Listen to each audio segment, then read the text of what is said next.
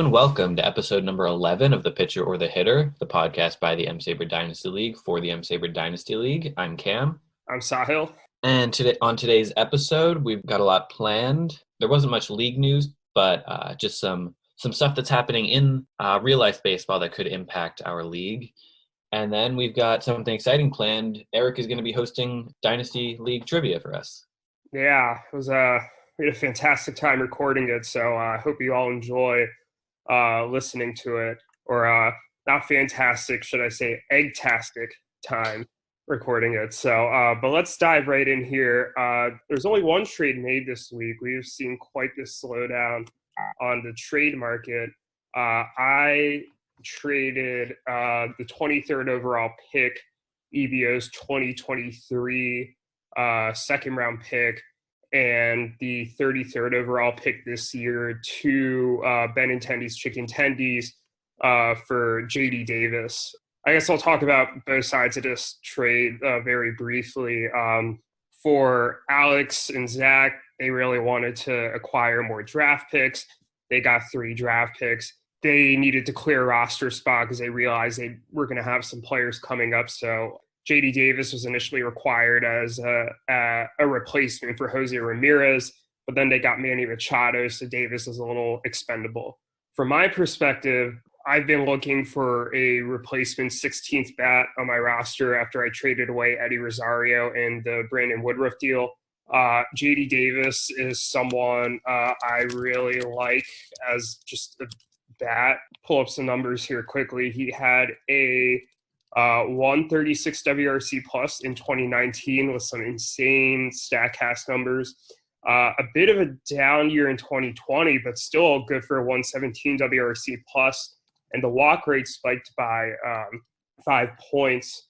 And he's only going to be 27 on opening day. So he's someone I really like. The only thing that I don't like is that he's not retaining outfield eligibility going into next year. He'll only be eligible at third base. Unfortunately, only played 8 games in the outfield. Actually, to start the season, Florida Mets were like, we're just moving you over to third base. But as long as one of him or Ketel Marte gets outfield eligibility back next year, which I think is reasonable because both of them had it this year and Ketel Marte had it the year before as well. I feel comfortable with the depth that I have in the outfield. And overall, I'm feeling very good about my offense. Anything you wanted to add, Cam? Well, first of all, you could have said excellent and said you chose to say egg-tastic. Come on. Yeah, I realized that afterwards. I wanted to work in the egg reference and kind of caved under the pressure. But yeah, I think JD Davis, he is losing outfield eligibility. I say you do need him in the infield more than you need him in the outfield, perhaps, especially if Matt Chapman doesn't have that bounce back. And yeah, I know he's a guy that you've talked on the podcast before that you like, and if that's the case, it's a good get for you. Yeah, absolutely. I also don't think it was too cost prohibitive to go and get him. It's interesting though that you think that I have more of a need for him in the infield than the outfield. I wasn't thinking about it that way with Chapman, but that's a really good point. He's definitely good Chapman insurance along with Max Muncy. Can we talk about the fact that JD Davis costs less than Heriberto Hernandez? Hey man, Heriberto Hernandez is legit. I'd like to think the Heriberto Hernandez deal because like the picks I traded away to go get JD Davis came in that trade, some of them. So, but yeah, Heriberto Hernandez I think might be the next Yordan Alvarez.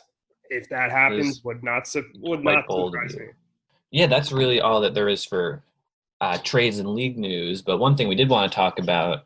The non-tender deadline in Major League Baseball was a couple days ago, meaning a lot of quality major leaguers were not offered contracts for this upcoming season. And some of these do have big fantasy implications. Yeah, absolutely. Who do you want to kick it off with? I think the biggest name that was non-tendered was Kyle Schwarber of the Cubs. And he is on Alex Fisher's team, Benintendi's Chicken Tendies. And right now he is taking up one of their outfield slots. He may be arguably one of their top 2 or 3 outfielders. And I guess, what do you think about that for them?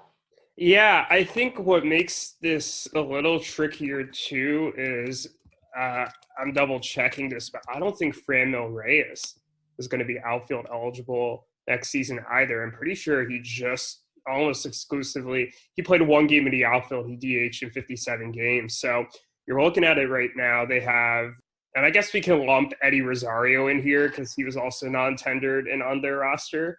You have 5 outfield eligible players, 2 of which were non-tendered. And I guess they have Ryan Mountcastle sitting on their minor league team right now, who they presumably promote. But this team feels a bit thin in the outfield right now. I know they have Dom Smith and Nick Solak also outfield eligible, but they're currently occupying roles in the infield. So while I think Schwarber and Rosario are going to sign somewhere and still be productive bats, I think a lot of this was more about the price with them. It is somewhat telling that they weren't able to, find someone in a trades, even though, I get why nobody traded for them because they think they could get them for a cheaper price in the free agent market. So while I don't think that this is necessarily going to have that big of an effect on their team, I think it's just something to keep in mind where maybe they're like, okay, we should go acquire another depth option or 2. But that being said, I mean, in addition to Mountcastle, they have Brendan Rodgers and Isaac Paredes, who presumably should get some playing time in the majors this year. So maybe it'll be fine, but I'd be at least a little alarmed and a little more on the side of asking teams for some depth options here. Yeah, I agree. I would certainly be a little alarmed. They have no bench bats on their team, which I hadn't even realized until just this minute. And this outfield could be very, very bare this coming season, especially if one of Schwarber or Rosario are kind of relegated to a backup role with their new team. And I will say there is one team that benefits from this, and it's the one team that I would say is the most affected, and that would be Ruthvik's team, in the sense that the non-tendering of Eddie Rosario opens up a clear spot for Alex Kirilloff to kind of get 500 plate appearances next year. That's huge because, we've talked about Ruthvik's team a bunch and how, the starting pitching, he's accumulated a ridiculous amount of depth, but the depth is close to non-existent on the offense. So I'd much rather gamble on Alex Kirilloff than maybe someone even like a Willie Calhoun, who I know who Ruthvik really likes, but hasn't quite panned out yet. Or even, and it kind of pains me as an Orioles fan to say this, but Anthony Santander, just because I don't really trust him in an OBP league. He strikes me a bit as a poor man's Eddie Rosario, actually. I think that Ruthvik should be very excited by this news. And I'm not sure if there's anybody who directly benefits from the Schwarber non-tender. I mean, Jason Hayward's not really a legitimate fantasy option, in my opinion. And maybe he sneaks on the back of some roster, but I don't think it's really affecting anyone's plans. And who plays center for the Cubs? Well, I think it was Almora, but he got non-tendered also. Yeah, so there's going to be a little bit of an opening there. I think Ian Happ could actually be a winner. And again, Ruthvik owns Ian Happ. And honestly, actually, I'm looking at ESPN's depth chart right now. They have Ian Happ listed as a starter in left field and in center field. I think other guys who could win potentially are David Boat and Nico Horner if they decide to throw Chris Bryant in the outfield to replace him. That could give him some more playing time in the infield. But, yeah, I don't know if there's anybody fantasy-wise that's relevant that's a particular winner. Yeah, I think maybe it gives David Bodie some sort of increased playing time. Maybe we could see Brennan Davis getting called up. He's a prospect I certainly like, although he's 21. He hasn't played above A-ball, not that stopped a lot of teams, but maybe you could see him at some point earlier or sooner rather than later. He's projected 2022 or 2023. Maybe we see him by the end of 2021. It is Anthony who owns him, and I think that could, in a way, benefit Anthony's team. But, yeah, I think it's less of an obvious benefit to a team. You've hit the nail on the head here. I don't have anything much to add about that. Yeah, another guy we wanted to talk about is David Dahl, one of the outfielders on EBO. he was non-tendered by the Rockies. Yeah, I was surprised that he was non-tendered. I mean, he's going to be, I think he just turns 27 around on opening day. And 2020 was really rough. There's no sugarcoating it. He had a 10 WRC plus and 99 at-bats. But in 413 at-bats in 2019, he posted a 110 WRC plus, 15 homers, 61 ribbies, 4 stolen bases, 353 OBP. So, like, I'm not saying that those are, like, killer numbers. I think that the Rockies had higher expectations for David Dahl, but, you know, that's someone that has utility as, like, an outfield 5 or kind of a bench outfielder, someone who should help you in OBP. I'm sure when EBO acquired him earlier this offseason in the Jordan for Blake Snell deal, I mean, obviously Verdugo was the main outfield piece they got, but I think they expected Dahl could potentially bounce back and be part of the equation there. So obviously from their perspective, I'm sure they're a bit disappointed. That being said, I don't think the effect on them is that huge. You know, they were relying on him to be a bench bat. I think he's someone they could easily cut and just replace with another bench bat, or maybe they hold on to him for a bit and see where he signs and see how the season starts from him. I don't think it's too late for him to be like a legitimate fantasy asset. You know, like I said, he's only going to be 27, but definitely surprised to see him non-tendered after a 110 WRC plus each of the past 2 years, even despite kind of the injury history that he has. Yeah, I agree. I mean, he's a guy who was a big prospect. He was 4 years ago, he was a guy in OTP that you absolutely needed to get because he would just hit 400 every season. I think he's the type of guy maybe EBO doesn't have shouldn't have the patience to kind of stick it out with them. Maybe he's a guy they trade away, and knowing Zane, he probably has a deal in the works already. A lot of it depends on where Dahl ends up. So that may be something where you have to wait and see just exactly if he does get a starting outfield spot. And he's been a lot better than I thought he has, actually. And I know we were talking, perhaps the beneficiary of this could be Brendan Rodgers now that, say, you move Garrett Hampson to the outfield and Rodgers gets the starting spot at second base. But Roster Resource says that the beneficiary actually would be Sam Hilliard.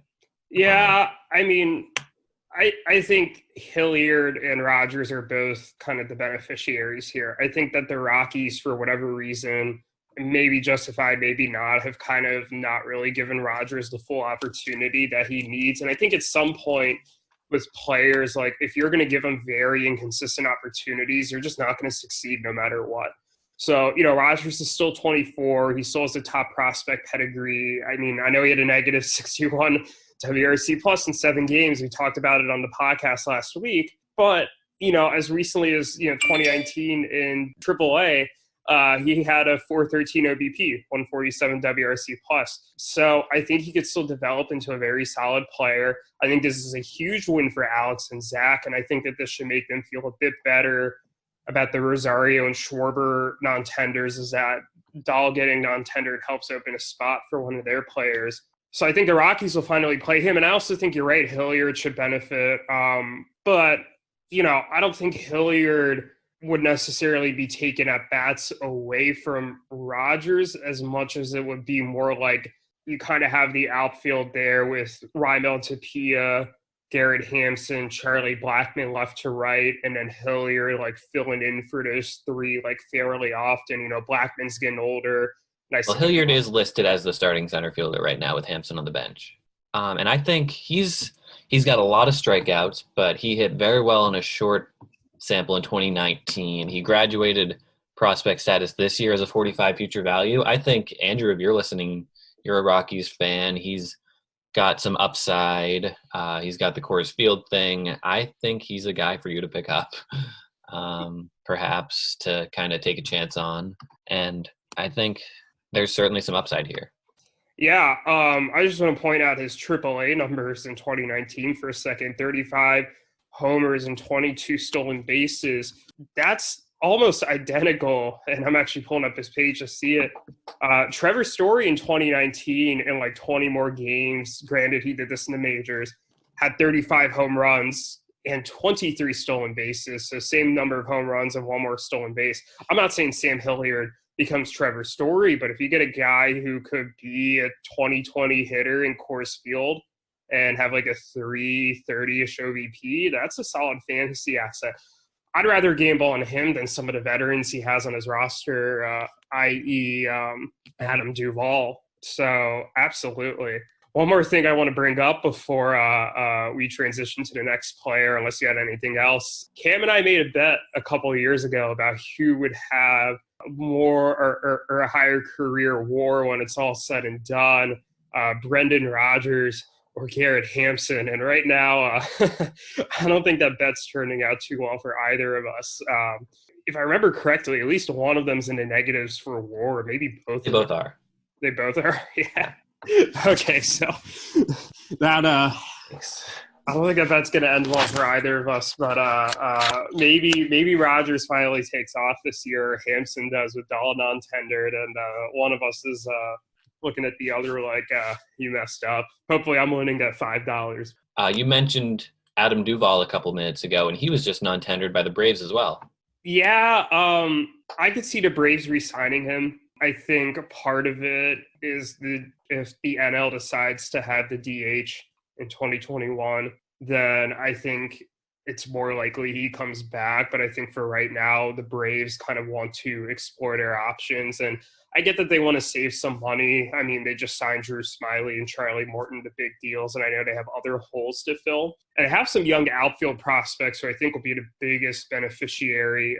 Christian Pache and Drew Waters. Pache is on Daniel and Alex's team, and I believe Ruthvik owns Drew Waters. Correct me if I'm wrong, but I think Pache came up for a little bit this year. Yeah, he played in 2 games. He's had a pretty decent track record of hitting in the minors. Not like great numbers. I don't think he's going to come up and be like the next Ronald Acuna or anything, but like I think that he could kind of fill that Ender Inciarte type role.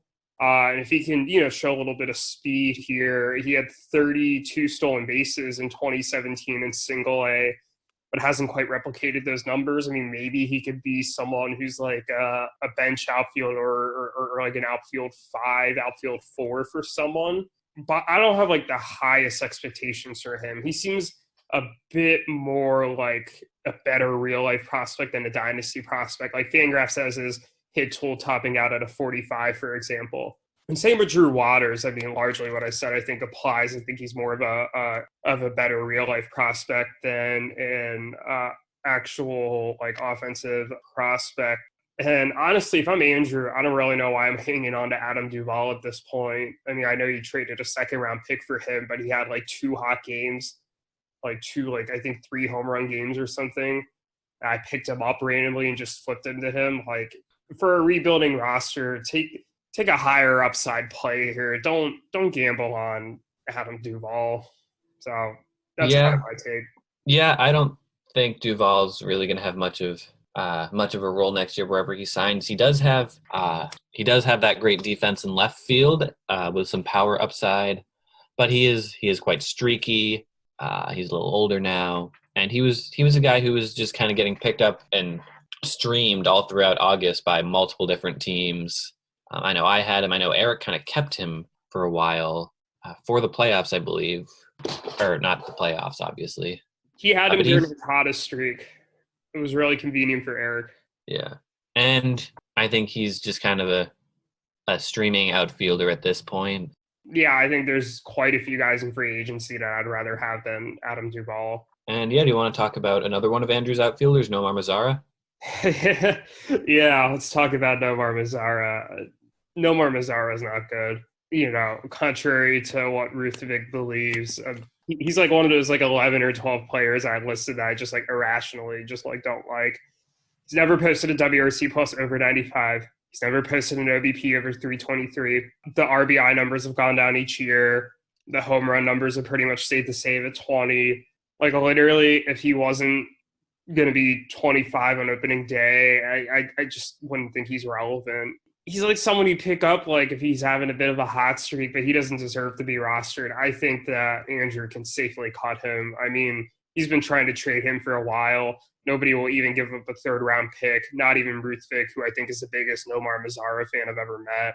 And I don't think the beneficiary for the White Sox is on their roster at this point. I think the White Sox signed someone to play in the outfield. Low key, I think one of the beneficiaries could actually be one of these non-tendered outfielders. Like, for example, maybe Eddie Rosario fits there in Chicago to replace him.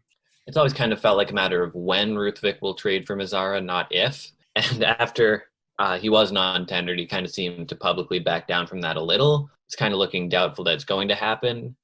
And yeah, I think it makes sense. You look at the White Sox outfield right now. They have Lurie Garcia and Adam Engel slated to be starters there at the corners. So I think they're definitely a team that could sign one of the other non-tendered guys that we've talked about. That's kind of the beauty of these non-tenders, though. Like, we're talking about all these guys and they've lost, their jobs, but like, there's going to be opportunities elsewhere, and it also gives opportunities to other players. So, it might be a little stressful now for some of the fantasy owners, but if they stay patient, these guys are going to find new homes, and they might actually be better off because of it. Yeah, absolutely. Yeah. And another guy we wanted to talk about, Archie Bradley, former reliever for the Reds and previously the Diamondbacks. He's been non-tendered by the Reds. It's unclear if they're going to offer him another contract. I know they did that to Kyle Farmer, but it's looking less and less likely that they will do that to Bradley. I personally am devastated because he only pitched a little bit for the Reds, but I really liked him. He was good. He worked really quickly, which is something that I appreciated. And he's a solid reliever, and the Reds are kind of shallow there. But right now, he's another guy that Andrew owns. Poor Andrew. He's getting ravaged on non-tender day. Yeah. Do you think he's a guy that Andrew should hold on to? Yeah. The 2.95 ERA, 2.59 FIP this year. That's great. Interestingly, the strikeout rate was down a bit, but the walk rate, he was his lowest by far in the majors. So that was good to see. And he has a solid track record from the past couple seasons as well. And even pitched in 18 saves in 2019 and 6 saves this year before he was traded to the Reds. I actually think this might be good for his fantasy value because, correct me if I'm wrong, but weren't the Reds not using him in the closer's role? They were not, even though I and a lot of fans thought that they should have been. Right. So I could see him going somewhere and a team signs him as like a cheap option to close. Rather than kind of this weird role that the Reds are trying to pigeonhole him into. So I actually think that if Andrew is a little patient here and holds on to him, I think that he can recoup some value here. And I think at the very least, it doesn't hurt to see where Bradley is going to land before making a decision on him. Because Bradley's a good reliever. I think that he should be rostered. And if not roster, he's definitely a guy that I think would either be swooped up by someone else in the league, or if it's not clear he's going to hold down a closer's role somewhere, he'd definitely be a reliever that's pretty often streamed. So I don't see a reason for Andrew to kind of jump the gun and cut him like I think he should do with Adam Duvall and Omar Mazara. But, I think he's a solid player. So we'll see what happens, but I'll let you talk about who is the beneficiaries from this. I know you just actually picked up the player that you thought was going to be the biggest beneficiary from this. So I'll let you speak to that. Yeah, so the player that you are mentioning is Lucas Sims. He was actually traded for Adam Duvall a couple of years ago, believe it or not, and he was just lights out of the bullpen this year, and to a lesser extent the year before. He kind of took on a setup role. He pitched 20 out of 60 games this year. The FIP is a little worse than I would have thought, judging based on the eye test with him. But, I mean, he was great. He's going to get a lot more hold opportunities this year, assuming the Reds don't make any more moves in their bullpen. He got 5 this year. I'm expecting more next year. And in addition to that, there could be some other fringe guys who may be able to get holds down the line. Other bullpen guys, I don't think there's really anyone worth mentioning. I'm trying to think. No, Nate Jones is gone. Pedro Strop is gone. Who is in the bullpen? Robert Stevenson's gone.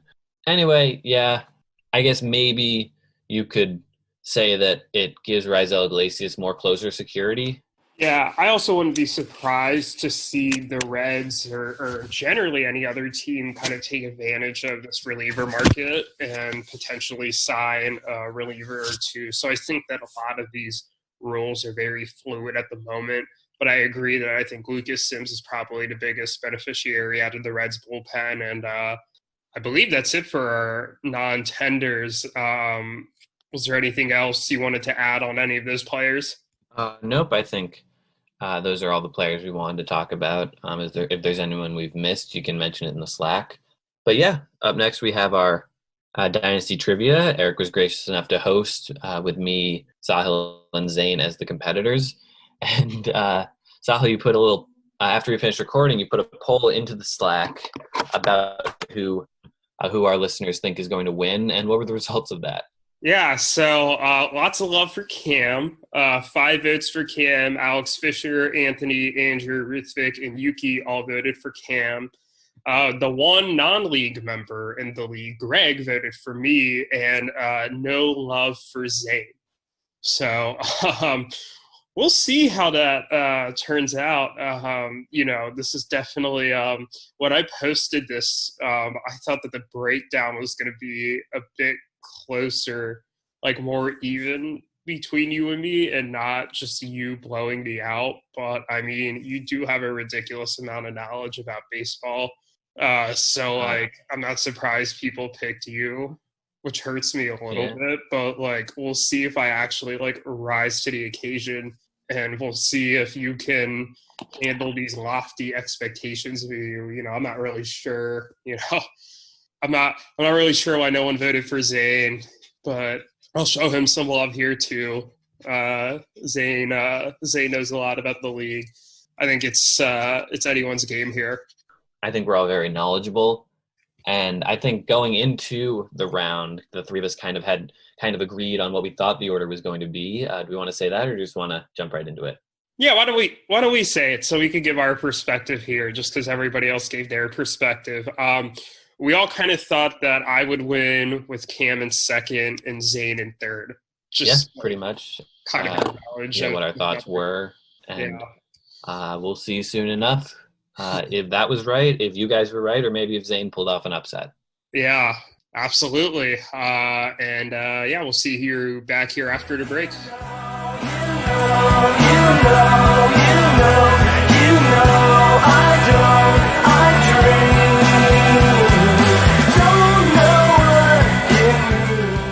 All right, we are joined now by Zane and Erik, and Erik has something special planned for this episode, right?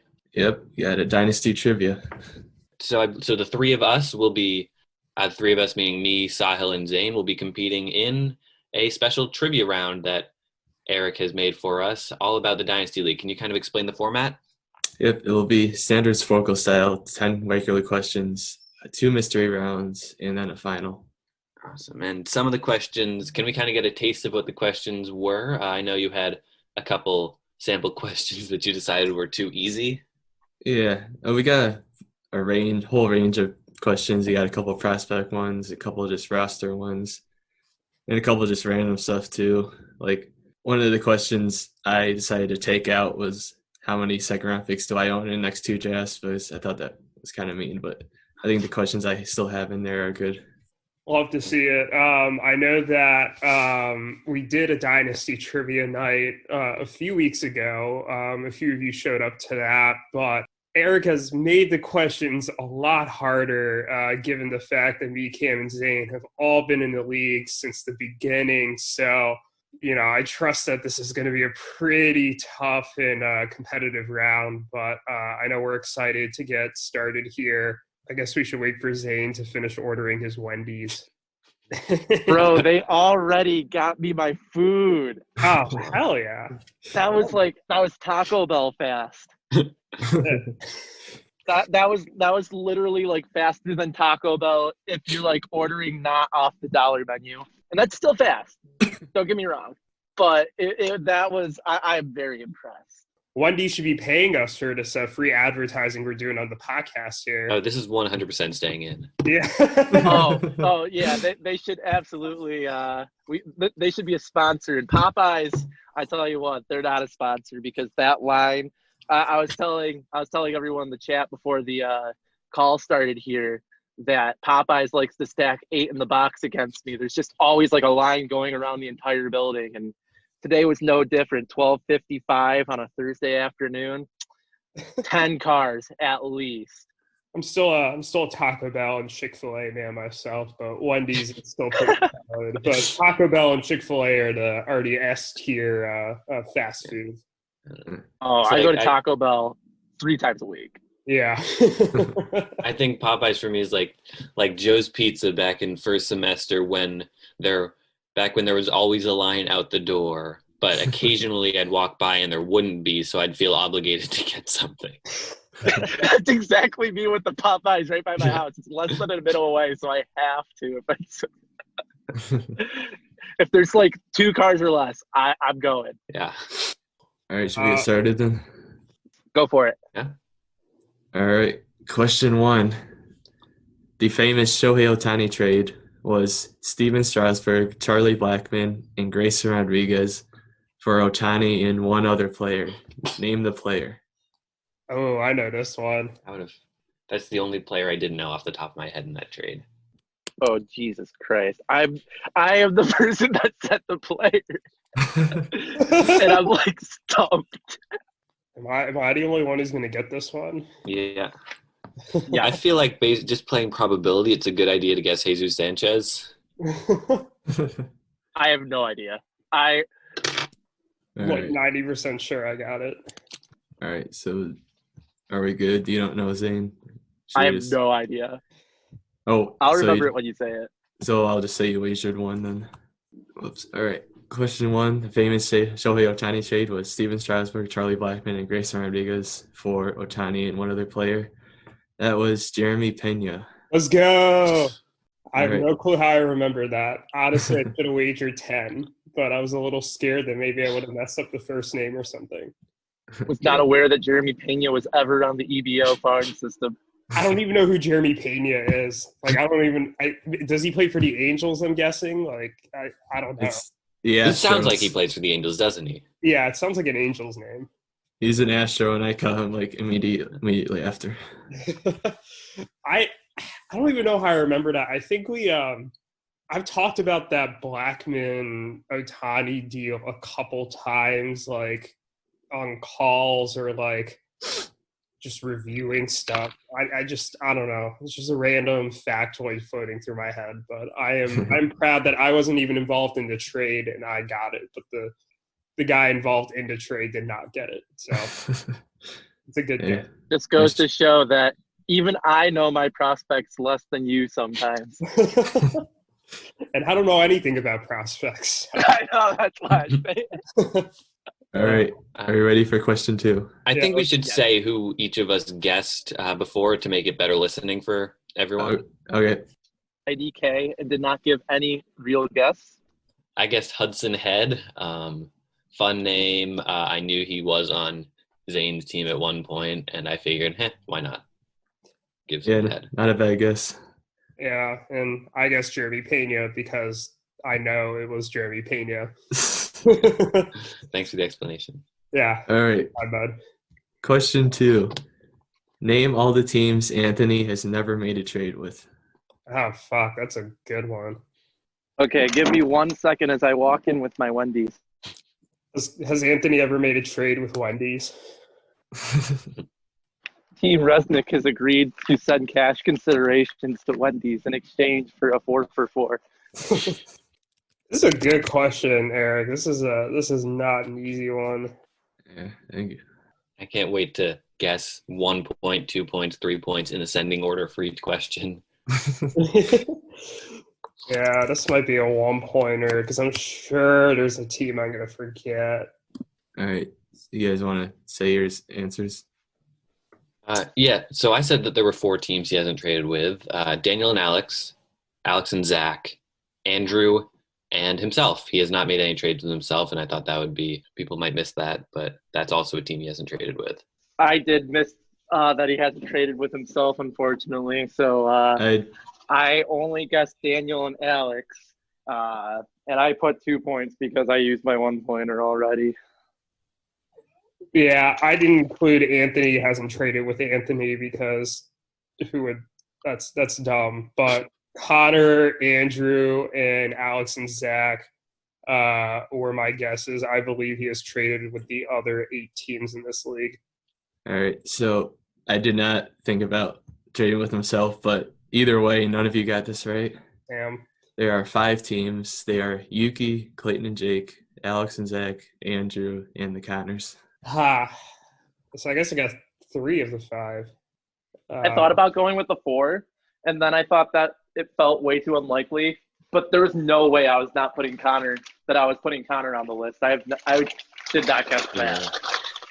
Yeah, Connor I knew because Eric's mentioned it a couple times, but like I definitely thought he made at least one trade with Yuki, and for some reason I thought there's a trade with Clayton and Jake in there. I also would not have expected him to have only traded with 6 teams in this league, but I do know that there is a crazy proportion of trades that he's made with me and Eric versus everyone else. I think it's 32 combined trades he's made with the 2 of us, and he's made 50 or something, or not even. It's something insane like that. All right, ready for question 3? Let's do it. All right. Who is the highest drafted player from the start of draft that is no longer owned in this league? And for a bonus point, name either of those players from the first 2 rookie drafts. Fuck, that's also a really good question. Okay. I know one of the people from one of the rookie drafts. Can I name both for 2 bonus points? No. No? Okay. Wow, this is I could think of guys who were drafted in the 6th-ish round who have been cut, but there's nobody I'm confident about answering. I have locked in. Okay, I'm typing mine in. All right, I'm locked in as well. All right, everyone's in. You guys want to say your answers? I said Brian Dozier and Yoshi Susugo. Oh God, I forgot about Yoshi. I said Adam Eaton. My answer was Chris Archer, although I'm already downing that, and my bonus point answer was Victor Mesa. All right, one of you got both the person and one the bonus point. One of you only got the bonus point. The answer is Chris Archer. Oh shit! And the guys from the other 2 drafts are Victor Mesa and Yoshi Susugo. Bane minus the S. Wow, I knew that Chris Archer was drafted early. I was kind of a shot in the dark for me. I was initially thinking Michael Fulmer on my team, and I was like, wait, there has to be someone earlier. What round was Chris Archer drafted in? 4th, I think. The 4th, yeah.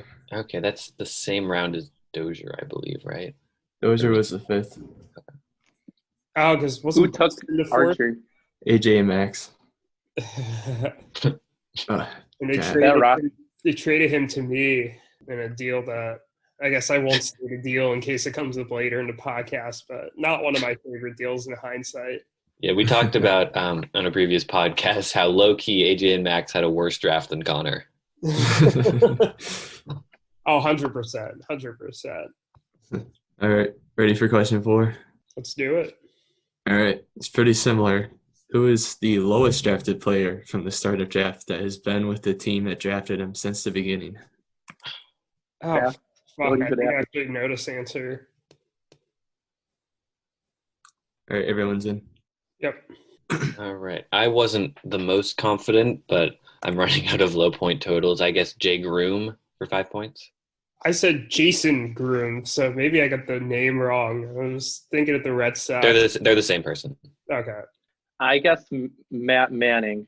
Oh, that's actually a good guess. All right, none of you got this right. Oh, fuck. One person wagered 10 points. And Rest in peace. the answer is Elliott Ramos. Fuck. I was debating between. Oh my God.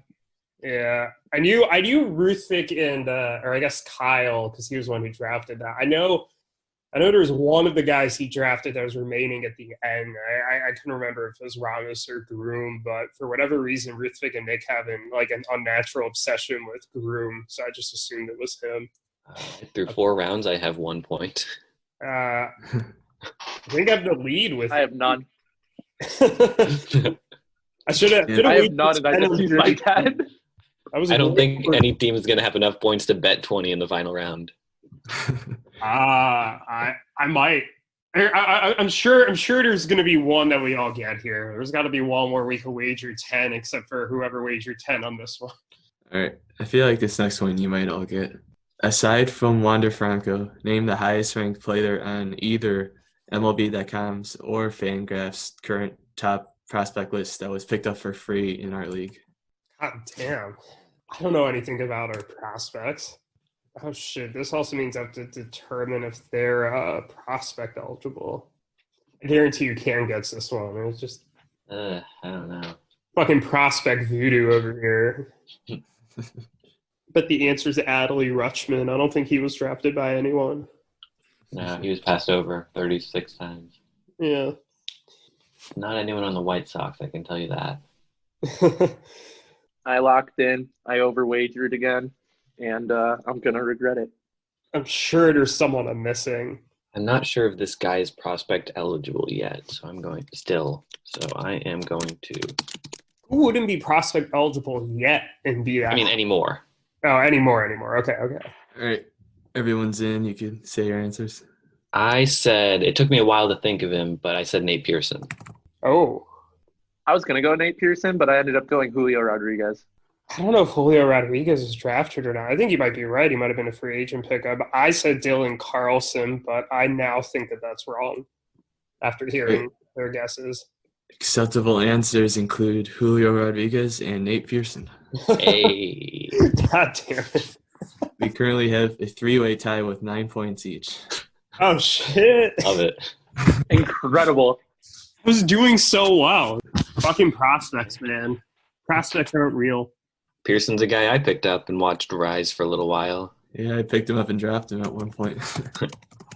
Did I pick up Julio? No, Max Brill did, and then trade him to you. Or Alex traded him to you. Okay. All right, question 6. In how many categories did Sahil finish in first place in this Roto regular season? I used to know this answer off the top of my head. Question is, do I want to save my 3-point question for later? That's a tough one. Because, I feel like there's definitely a random category I might not be thinking of as, haven't done as well in. All right, everyone's in. All right. I put an uncomfortably high point total on 4 categories. Yeah. I was even more uncomfortable. I went 5. I bet my lowest 5 points on 5 categories. I think the answer is either 4 or 5, and I think I can name the categories if you'd like me to try and do that. Let's do it after I say how many. All Sounds right. good. Sounds good. All right, the answer is 3. Only 3? Yep. Same. Wow. Okay. Because I know I've got quality starts. Yep. And then I guess 2 of runs, doubles, homers, and RBIs. I think I got second in a couple of those categories then. Yep, you got first and second in all of those 4. Fuck. So my guess is doubles, I think, went to Yuki because he had the great season in doubles for some reason by Cesar Hernandez. And then my guess is that one of homers or RBIs. I want to say home runs I trailed in. So I want to say it was runs, RBIs, and quality starts. You got runs, and you got homers as well, but EBO got the RBI title. And then I got quality starts. I guess I know at different points in the season I had as many as 6 or 7 first place. I guess I was a little optimistic. I'm glad I only bet 5 on that. My regret still is not betting 10 on Jeremy Pena. I knew that. I should have just bet 10 and have the lead right now. This sucks. All right, question 7. Let's go back to the Defining Moments tournament. Ooh. What was the underseeded 9 seed from the Big Events region that made it all the way to the Final Four? Ooh. I severely underseeded this. Just my bad. I remember you underseeding one. For the life of me, I can't remember what you underseeded. Are we allowed to ask what the 4 regions were? Sure. It was big events, drafts/meetings, big trades, and unusual trades, etc. And what category did you say this one was in? Big events. Big events. Okay, that's good because I was about to send out a trade. Zane and Cam, my first thought, and I noticed definitely wasn't in this bracket because it had nothing to do with the league, was the Jervins night. The Jervins. Jervs. We did him so Oh, I miss Jergs. We did him so dirty. Oh man, I explained that story in full detail to someone not too long ago, and it felt like I was reliving it. That was such a good summer. I missed that summer. I haven't made a guess yet, have I? Nope. No. Oh god, I'm trying to think. Is there a time limit? Just soonish, I guess. I should have read over the bracket more before starting. I read over the other parts of the spreadsheet. I feel like it was probably a fight of some sort. Oh no, man. All right. Yeah, y'all can go. All right. I put 3 points on the Hosmer Slack bot. I figured that's something it created a lot of drama within the league. Yeah, I put my lowest point total, which is now 5 because I'm struggling so poorly, and just put Kyler Murray gets drafted, which I know is wrong because it's in the wrong region, but I am pretty sure it's something EBO related. So I put the tanking dispute. I didn't know, but for some reason I got said to put that. Oh, and I feel like you're right. Yeah, my only remaining point totals are 7, 8, 9, and 10, so I put 7 points on this. All right. None of you got this right. Yeah, shocker. This thing actually beat the tanking dispute. The answer is Anthony takes over Team Resic, never changes name. How about that? Fuck. dude, 2 Anthony questions. Who saw it? Love it. All right, question 8. This is a good one. Sahil, EBO, and I have been involved in the majority of trades made in this league. Within 5%, name the percentage of trades that involved at least one of these 3 teams. I know the percentage of trades that each of us have been in individually.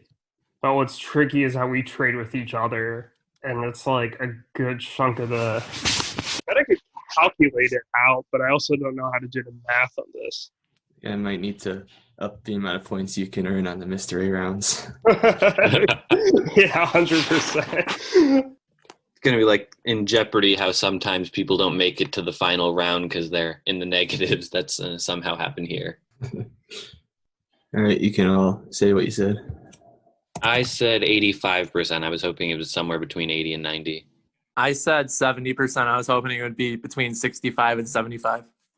I said 80. I think it's between 75 and 85. When I did my inexact math, I came up with 82%. The answer is 78%. Oh, yes, baby. Woo! Spain. I'm in Oban pain right now. That's the best one. Yeah. Fuck. Cam gets bonus points.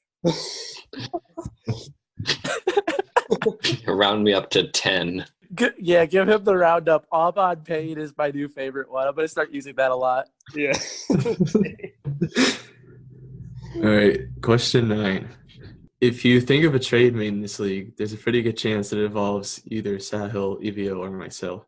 Name the pair of teams that have the most trades with each other that doesn't involve any of these 3. Oh, wow. On one hand, I want to say it's me, but I'm one of them. But on the other hand, I feel like, maybe Andrew and Yuki make a bunch of trades without us realizing. God, Album Pond should be paying us money, too, for this free advertising. You want to put some pain in your wallet, go to Albon Pain. All right, everyone's in. Yeah. All right, I guessed myself and Connor. That was a better guess than mine. I guessed Cam and Ruthvik /Nick /Kyle. Me and Ruthvik are never able to come to deals with each other. Yeah, those Yeah, two exactly. are That's why it's a bad guess. yeah, those two are just ridiculously stubborn. But I also guess Connor and Cam. They're the fourth and fifth most trade, or those two teams are the fourth and fifth most trades. So I felt pretty confident about that answer. And they've both been in the league since the beginning. So Yep, the answer is Connor and Cam. good shit. All right, question 10. What team holds the record for the most amount of ties in this league? Oh, Oh, no. And I got to put 10 points on it. yeah. I actually am like 90% sure I got this answer right. All right, everyone's in. I guess Ruthvik's team, I feel like maybe at one point I remember him complaining about how many times he's tied. But yeah. I guessed Eric and then said, I don't think it's Eric. But I guessed Eric because of the fact that he plays his categories a bit differently, so causes some weird scores. I said Eric for two reasons. One, I know that he has a lot of ties just looking at the spreadsheet. But two, the podcast that Cam and Zane did without me, they mentioned the number of ties that Eric had. So I thought that maybe that was the right answer. If I want to guess the exact number, I think Eric has 5 ties, and I think that leads the league. Yep, you were correct on both. Good shit. Okay, I thought it was 5 ties too, so that feels good. All right, here are the points going into the 2 mystery rounds. Sahil is in the lead with 36. Zane is second with 17. Cam is a close third with 16. Man, 36 is like legitimately a solid score. Yeah, God, I'll take that. That's Jesus Christ, Sahil. I have no life, I guess. This is my life. Wow, and I'm on a tear because I got the last 3 questions. I got and with 8, 9, and 10 points. I'm glad those were the last 3 questions because I probably would have guessed lower point totals for them. All right. Yeah. Yeah, I up the points you can get in the 2 mystery rounds, so hopefully that'll help you guys out. Hopefully. But here's the first one. Name the current 2021 first-round draft order by who owns each pick. 1 point per pick. Oh, God damn. Zane's going to wipe the floor with us here. I disagree. I have the first 6, but I've like completely forgotten like which picks in like the last half of the round because like those have like shifted around a bit. See, I feel like I did pretty well in the last half of the round. And then I know I got 1, 2, and 4, right? I'm still missing 7, 8, and 9. And it feels like kind of a crapshoot. I can tell you who doesn't have a first round pick this year. I feel like I got like 9 of these, maybe 8. I finally locked in. I was really going back and forth for a long time. Right, If you everyone's remember in, what picks you had, because like this should be an easier answer for you having all the first round picks. All right, everything's calculated. Cool. Do you want me to list it off? Yeah, let's do it. All right. Andrew, Alex and Daniel, me, Connor, Yuki, EBO, me again, EBO, Clayton and Jake, and EBO twice. Wow, I got 11 of the 12. I got all 12. I got, let's see, less than that. You got 6. I got 6. I flipped Yuki and Eric in the top 5. And then I guess 7 through – I didn't realize EBO had 6. I knew they had 3 or 4 picks in the back half of the draft, so I guessed EBO every spot from 7 to 12. It's honestly not a bad strategy. Who was the 7th pick? It's me. Ah, okay. I thought Connor had 2 first round picks for some reason. Oh shit! No, 2 Connors have 1 first-round pick. True. All right, ready for mystery round number 2? Yeah, Yeah. let's do it. No. Pretty simple. Just name as many former league members as you can.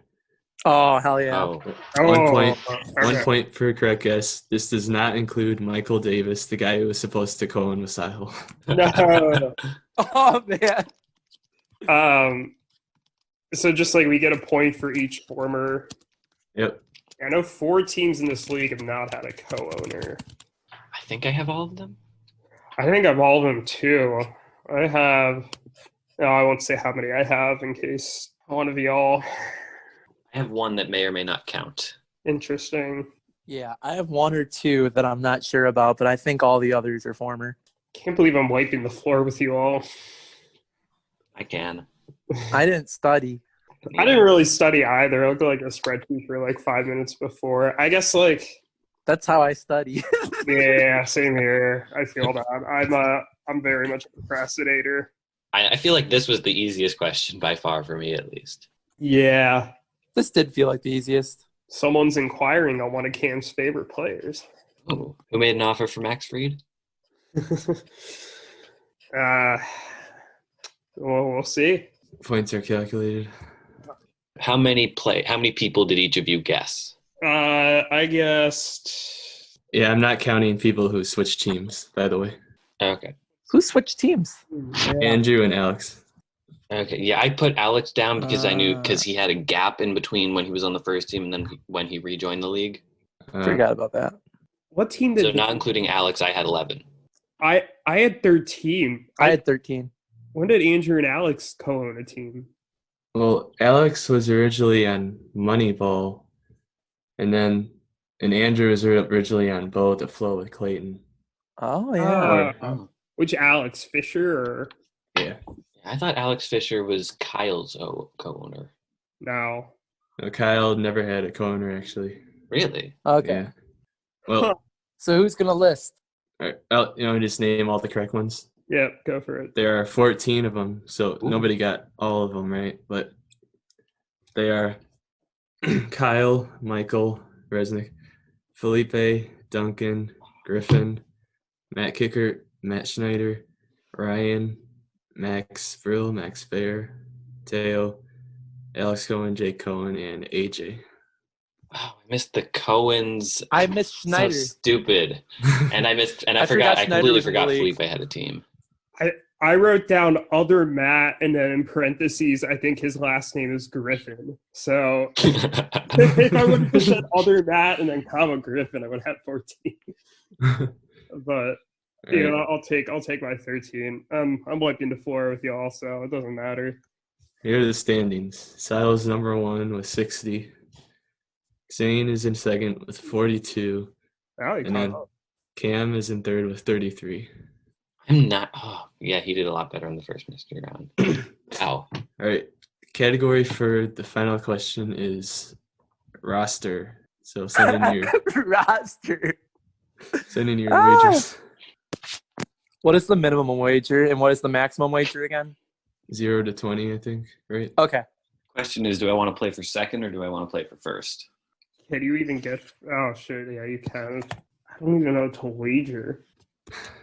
Oh, and Cam and Zane, I almost included a picture round for a mystery round, but then I realized that was stupid for a podcast. What would that have been? I was just to pick 12 prospects, and you had to name them. I would have loved that. We could do that off air. Yeah. We did that last week. It was like after trivia. It was literally impossible. Okay, you know what? This is a point total. I'm comfortable. You can. Because I'm actually Who's going to be the Greg on your shoulder and tell you to bet 20? Oh, I didn't. I can tell you that much. I did not bet 20. All right, everyone's wagers are in. Yeah. The final question. Name 10 of the 11 White Sox that Connor and Connor currently have on their ESPN roster and prospect list. Love it. Absolutely love it. I was going to go name all 11, but I thought that was kind of mean. On their ESPN roster or ESPN and prospect? Both. Oh, okay. That helps. I can name 6 with confidence. I got 7 confidently. And I can name 3 that I'm confident that they don't have. I feel like Connor is like a weird one on there. Like one that's only rostered because Connor is the owner. I think there's one prospect like that. I know for sure. I'm glad I didn't go all in on this. Because, like, I'm sure I fucked this up somewhere.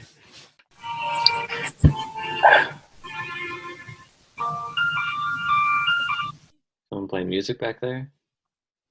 I opened TikTok. Yeah. I've been trying to struggle to get my 10th, but I don't think I have it. think I have the 9. Yeah, because I was just about to say Carlos Rodon got non-tendered the other day, and I think Connor had him. Yeah. I don't think he would have counted. Oh, fuck. Does that not count? I didn't even think of that. I was thinking of a guy like Lurie Garcia, but then I was like, no, I don't think he has Lurie Garcia anymore. But then I think my 10th is on a different roster, so. Yeah, I guess my 10th, I think, might not be owned. Everyone is in. Yeah, I think I got this wrong. Everyone got it wrong. Yes. Yeah. Woo! All right, so you Did all guessed three it. of us get 9 out of 10? Let's see. Sahil missed 2. Ronaldo Lopez and Carlos Rodon are not on there. Oh, I almost guessed Ronaldo Lopez. He caught Lopez, I think, then. I was trying to He did. Because Cam got Jimenez and Cordero wrong. Oh, he doesn't have Eloy? Oh, wait. Sorry. You got 1 wrong. My bad. Yeah. I forgot Eloy had a last name. Yeah. And Jimmy Zane. Cordero, I missed. Zane, your first 9 were right, but the 10th is on Anthony's team. Yeah. Dane Dunning. Dane Dunning is. I knew Dane Dunning wasn't on his roster, and I was like, "Fuck, I can't think of another player." All right, the guys were Moncada, Eloy, Robert, Giolito, Cease, Evan Marshall, Kopech, Jonathan Stever, Nick Madrigal, Andrew Vaughn, and Zach Thompson. Oh, I didn't know Marshall. Evan Marshall is who I was thinking when I guessed Jimmy Cordero. I was not getting Stever or Thompson. I got Stever, and then I thought of Thompson, but I was like, no, Stever is the weird guy he has, not Thompson. I knew Evan Marshall because I made the forgetting Evan Marshall joke. Well, came one guy away from winning. All right. In third place is Cam with 13. Yikes. Second place, Zane with 22. And first place, Sahil with 54. Let's go, baby. Man. Why you don't wager 20? If I had remembered Evan Marshall, I would have been 1 point off of first. Yeah, I had to wager 20 to have a chance of jumping Sahil. So, and I thought about doing 0, like, and hoping Sahil would do 20, but I knew Sahil was too smart for that. Yeah, if we were doing like one of our normal trivia nights, I would have been like, fuck it, let's just go all in. But like, I really wanted to beat you on this. So I actually had to like sit there and think of a real number. And because I don't know math, it took a little while, but I'm glad I wagered what I did. I was a Stever away, baby. Stever away. Damn. Well, thank you everyone who tuned in. I think this is definitely one of my favorite episodes so far. Next week, we will have Erik come on and do his off-season preview. I'm ready for the massive on-air battle between the league's hottest rivalry, Erik and Cam. And tune in next week to see what else we have in store as well. So thanks for listening. And any last words, any of you all? Nope. Just that I'm really not that good at this. Well, hopefully we do this again soon, and maybe one of you all can knock me off the perch. Maybe you could study the spreadsheet a bit more. Yeah. All right. See you all next week.